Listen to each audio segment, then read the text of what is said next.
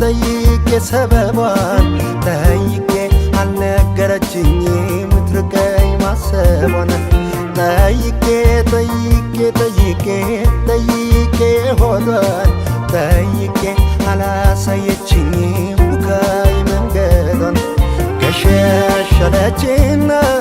እሷም እንደ ጀንበር ዙራ እስክትመለስ እጠብቃት ጀመር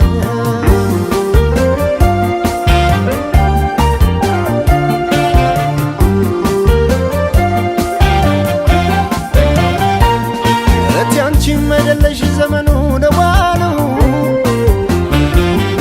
የኔ የሚሉት ወዳጅ ማይገኝ በቃሉ ምን አለሁንና የዘንድሮ ቋንቋ ነሳነሰኝ ጊዜ ላንቺ እንደማልበቃ